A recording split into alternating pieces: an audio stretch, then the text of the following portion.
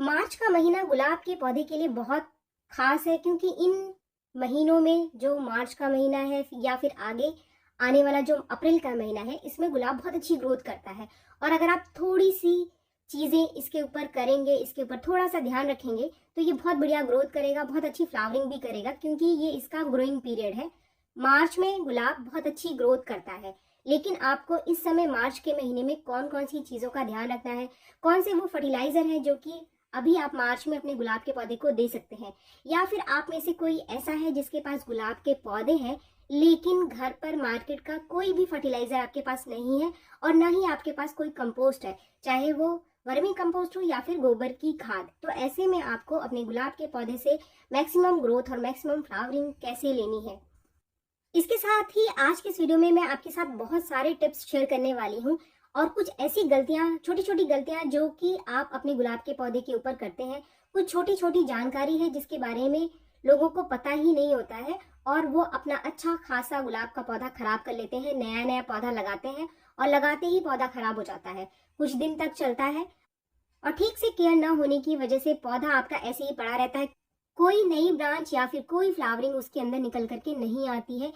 तो आज की इस वीडियो में आपको मिलने वाली काफी सारी जानकारी गुलाब से संबंधित, अगर आप इन सारी चीजों का ध्यान रखेंगे और जो फर्टिलाइजर मैं आपके साथ शेयर कर रही हूँ वो रेगुलर अपने गुलाब के पौधे में आप देंगे, तो आप देखेंगे कि आपका छोटा सा गुलाब का पौधा भी बहुत सारी नई नई ब्रांचेस और बहुत सारी कलियों और फूलों से भर जाएगा। तो चलिए वीडियो को आगे बढ़ाते हुए सबसे पहले टिप्स नंबर 1, अगर आप गुलाब का नया पौधा खरीदना चाहते हैं तो ये जो टाइम है, मार्च का टाइम, सबसे बढ़िया टाइम है गुलाब का नया पौधा लेने का, क्योंकि इस समय नर्सरी में आपको नए गुलाब के पौधे बहुत ही अच्छी क्वालिटी के मिल जाते हैं, ऐसे पौधे जिनकी कंडीशन काफी अच्छी होती है। और जैसे जैसे गर्मियां बढ़ेंगी तो जो नर्सरी से आप पौधा लेकर आएंगे उसकी कंडीशन इतनी अच्छी नहीं होगी, उसके ऊपर काफी सारे कीड़े और फंगस लगे रहते हैं।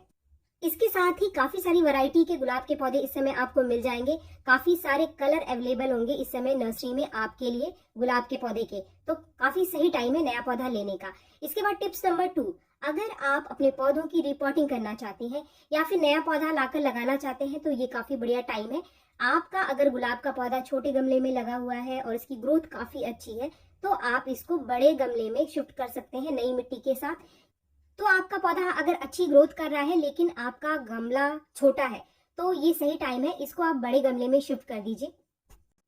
आपका पौधा और तेजी से बढ़ेगा और नीचे काफी अच्छी खासी मिट्टी मिलने की वजह से आपके पौधे में भरपूर कलियां और फ्लावरिंग होगी।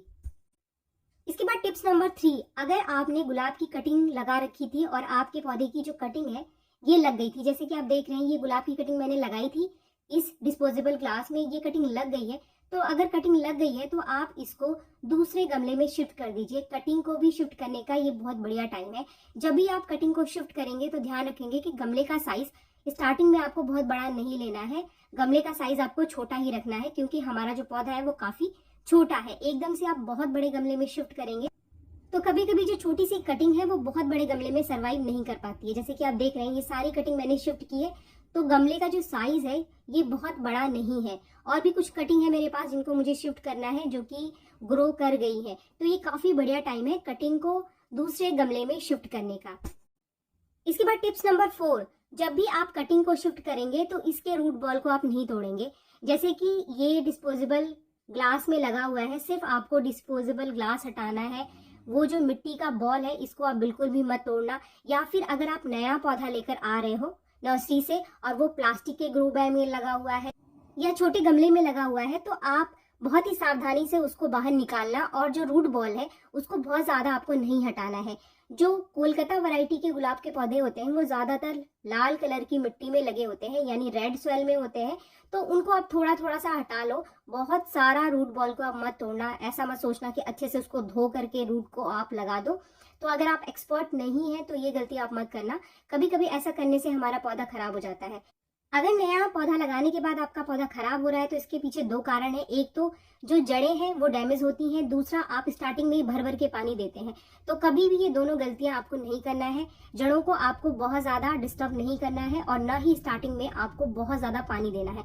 मिट्टी को बस आपको हल्का सा मॉइस्ट रखना है। 2-3 दिन इसको शेड में रखने के बाद आपको इसको पूरे दिन की धूप में शिफ्ट कर देना है।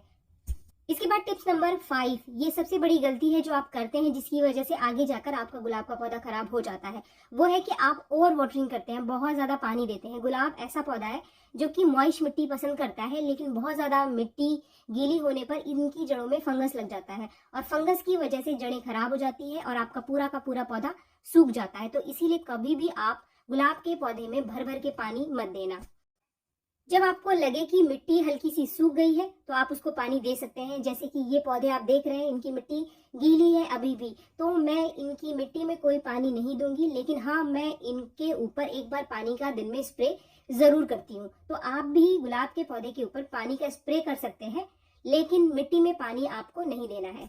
जब तक कि पौधे की जो मिट्टी आपको सूखी हुई दिखाई ना दे, बीच बीच में आपको 15 दिन में 20 दिन में एक बार मिट्टी की हल्की हल्की सी गुड़ाई भी करते रहना है, जिससे कि पौधे की जो मिट्टी है इसके अंदर ऑक्सीजन का संचार बना रहता है और जड़ें स्वस्थ रहती हैं, ग्रोथ करती रहती हैं।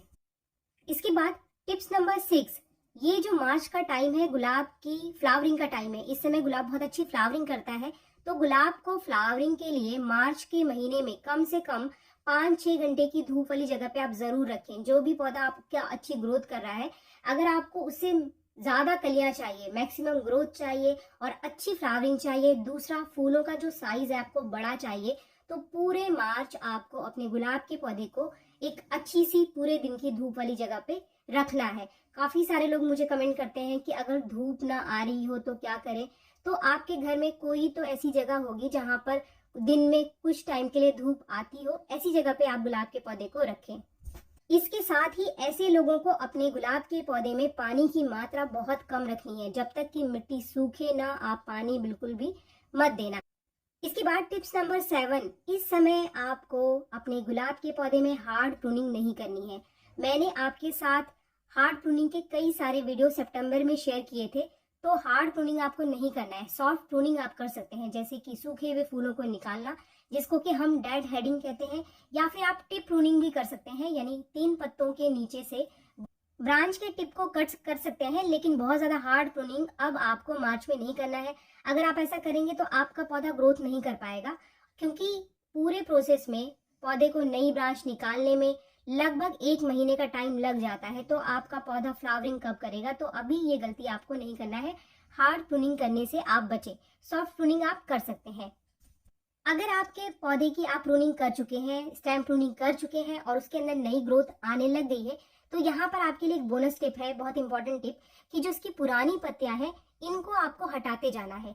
लेकिन जब ग्रोथ आनी स्टार्ट होगी तभी आपको ये काम करना है, उससे पहले आपको गुलाब के पौधे की पत्तियों को नहीं हटाना है। जैसे कि आप ये वाला पौधा मेरा देख रहे हैं, ये इसके अंदर काफी सारे पुराने पत्ते हैं, लेकिन इसमें नई ग्रोथ भी आने लग गई है। तो यहाँ पर मैं इस पौधे की सारी पुरानी पत्तियों को हटा दूंगी। इन पत्तों को हटाने के 2 फायदे हैं। पहला फायदा, जैसे ही आप पुरानी पत्ती को हटाएंगे तो जो नई ग्रोथ निकल करके आ रही है उसको ज्यादा एनर्जी मिलने लग जाएगी, क्योंकि ये जो पुराने पत्ते हैं ये भी पौधे की एनर्जी को ले रहे हैं।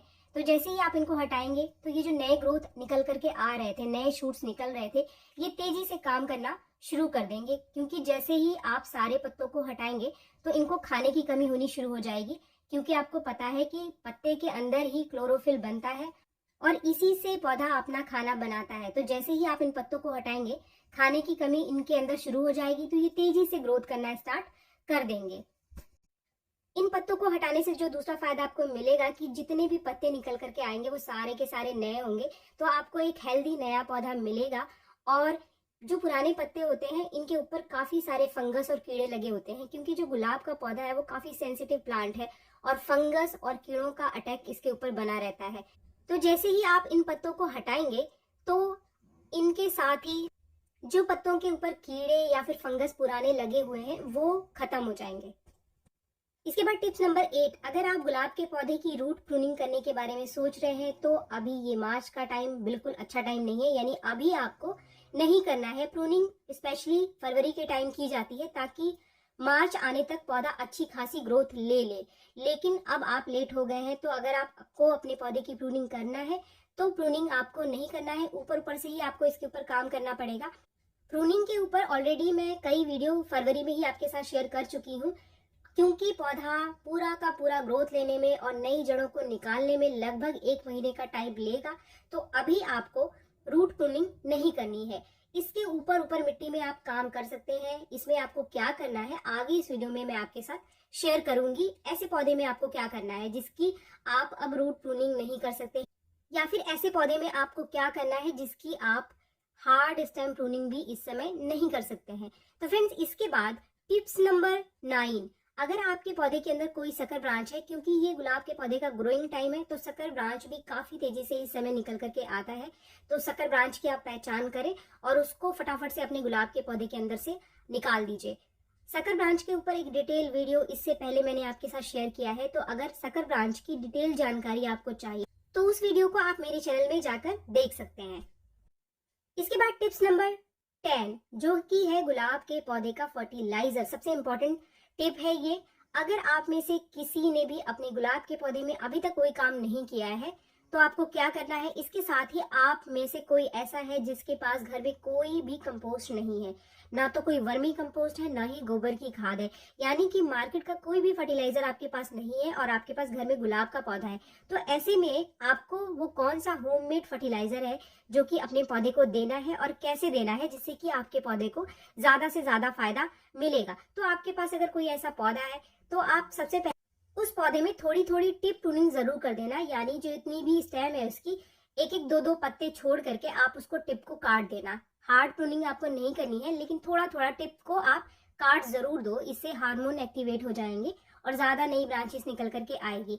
अब अगर आपने रूट प्रूनिंग नहीं की है तो आप क्या करेंगे, सबसे पहले तो आप अपनी मिट्टी की अच्छे से गुड़ाई करेंगे और चाहे तो आप इस मिट्टी को बाहर निकाल सकते हैं या फिर पॉट के अंदर ही मिट्टी को अच्छे से गुड़ाई करने के बाद मिट्टी को थोड़ा थोड़ा सा साइड से कर ले और जो रूट बॉल है उसके चारों तरफ एक गड्ढा सा बना लो, कुछ इस तरीके से जैसे कि मैंने अभी बना लिया है। अब हमें देना है कंपोस्ट। तो कंपोस्ट के लिए जो सबसे बढ़िया नेचुरल कंपोस्ट हमारे घर के अंदर है वो है चाय की पत्ती। लेकिन फ्रेंड्स, ये जो चाय की पत्ती है ये है उबली चाय की पत्ती। इसकी जगह आप ग्रीन टी का अगर इस्तेमाल करते हैं तो ग्रीन टी के पत्तों को भी आप उबालने के बाद उसको सुखा करके इसकी जगह इस्तेमाल कर सकते हैं, वो भी बहुत ही बढ़िया नेचुरल कंपोस्ट का काम करेगा। देखिए, जो कंपोस्ट होता है वो मेनली हमारे पौधों को नाइट्रोजन प्रोवाइड करता है और दूसरा जो मिट्टी की ड्रेनेज है उसको भी बहुत अच्छा बनाता है कंपोस्ट, यानी पौधे की मिट्टी में एक गुड इन्वायरमेंट बनाता है, अच्छा इन्वायरमेंट बनाता है जिससे कि रूट अच्छी ग्रोथ करता है। यही काम ये चाय की पत्ती करेगी। इसके अंदर बहुत अच्छी मात्रा में टैनिक एसिड पाया जाता है तो ये मिट्टी की फर्टिलिटी को बढ़ा देता है। तो यानी कंपोस्ट की जगह आप चाय की पत्ती को सुखा करके धो करके अगर उसके अंदर कोई अदरक वगैरह है तो उसको आप निकाल दीजिए और 2-4 पानी से पहले आप उसको धोकर सुखाकर ही इस्तेमाल करना। अब यहाँ पर जो दूसरी चीज आप देख रहे हैं ये है केले का छिलका। केले के छिलकों को आपको पहले सुखाना है धूप में, 2-4 दिन पहले आप इसको सुखा लो, कुछ ये काले रंग का हो जाएगा और इसके छोटे टुकड़े कर लो। इसी तरीके से आप कुछ प्याज के छिलके भी ले लीजिए। ऊपर के जो सूखे प्याज के छिलके हैं उनको आपको लेना है, गीले छिलकों को नहीं लेना है। ये जो छिलके हैं इनको भी आप 1-2 दिन धूप में रख दो ताकि इसके अंदर कोई मॉइस्चर है तो वो खत्म हो जाए। तो चाय की पत्ती डालने के बाद आप प्याज के छिलकों को कुछ इस तरीके से दे दो। प्याज के छिलके में बहुत अच्छी मात्रा में आपको पोटाशियम मिल जाएगा, इसके साथ आयरन और मैग्नीशियम की कमी पूरी होगी पौधे की, और इसके अंदर सल्फर बहुत अच्छी मात्रा में पाया जाता है तो ये जड़ों की ग्रोथ को भी बढ़ाएगा। और ये जो केले का छिलका है ये नेचुरल नाइट्रोजन, पोटाशियम और फास्फोरस तीनों ही चीजें हमारे पौधे को देता है। और जब हम इस तरीके से काट कर सुखाकर अपने पौधे की मिट्टी में डालते हैं तो ये कंपोस्ट की तरह भी काम करता है। तो जो भी लोग अपने पौधे में कंपोस्ट का इस्तेमाल नहीं कर रहे हैं वो इस तरीके से सुखा करके इन तीनों ही चीजों को अपने पौधे की मिट्टी में अगर डालेंगे तो जो कंपोस्ट की जगह है, कंपोस्ट की जो कमी है वो ये तीनों चीजें पूरी कर देंगे। अब आपको क्या करना है कि अच्छे से मिट्टी से ऊपर से इनको ढक देना है। कभी भी आपको ऊपर इन छिलकों को नहीं फैलाना है, हमेशा मिट्टी में आप इसको ढक दें तभी ये अच्छे से डिकम्पोज होगा और इसका असर आने में तकरीबन 20 दिन का टाइम आपका पौधा लेगा। और ये जो फर्टिलाइजर है आपको 1 महीने से पहले कभी भी अपने पौधे में फिर से रिपीट नहीं करना है। 1 महीने के बाद आप फिर से ये प्रोसेस अपने पौधे के अंदर कर सकते हैं। फ्रेंड्स, ये जो टेक्निक मैंने आपको बताया है ये बिल्कुल नेचुरल टेक्निक है और बहुत ही बढ़िया काम करता है फर्टिलिटी को बढ़ाने में मिट्टी की। अब यहाँ पर जो आप वाटरिंग करेंगे इसमें आप कम से कम आधा चम्मच हल्दी पाउडर मिला लो और हल्दी पाउडर मिलाकर ही इस पानी को आपको पौधे के अंदर देना है। ये एक नेचुरल इंसेक्टिसाइड और फंगीसाइड का काम करेगा। तो अगर आपके पौधे के अंदर कोई भी कीड़ा या फिर फंगस लगा हुआ है वो खत्म हो जाएगा। ये जो हल्दी पाउडर है, आप इसका इस्तेमाल महीने में 2 महीने में एक बार अपने पौधे के अंदर कर सकते हैं, स्पेशली गुलाब के पौधे के अंदर, क्योंकि गुलाब के पौधे में काफ़ी सारे फंगस लगने के चांसेस रहते हैं। अब हमने इस पौधे के अंदर ना तो हमने हार्ड स्टेम प्रूनिंग करी है और ना ही हमने हार्ड रूट प्रूनिंग करी है। तो इस पौधे को आपको पूरे दिन की धूप में रखना है, तभी आपका पौधा अच्छी ग्रोथ करेगा। इसके बाद 11, गुलाब के पौधे की मिट्टी को आप बीच बीच में थोड़ा थोड़ा सूखने भी दें। जैसे कि ये मिट्टी सूख गई है तो सभी पौधे को आप थोड़ा थोड़ा सूखने दो बीच में। सूखने से इसके अंदर जो नेचुरल तरीके से फंगस लग गया है वो अपने आप ही खत्म हो जाता है। मिट्टी सूखने के साथ साथ कीड़े और फंगस अपने आप खत्म हो जाते हैं। इसके बाद टिप्स नंबर 12, पौधे की मिट्टी को आपको एसिडिक बना करके रखना है। तो इसलिए महीने में एक बार आप अपने सभी गुलाब के पौधे में 1 चम्मच चाय की पत्ती जरूर दें। अगर आपके पास कॉफी पाउडर है तो आप चाय की पत्ती की जगह कॉफी पाउडर भी अपने गुलाब के पौधे को महीने में एक बार जरूर दें। यानी दोनों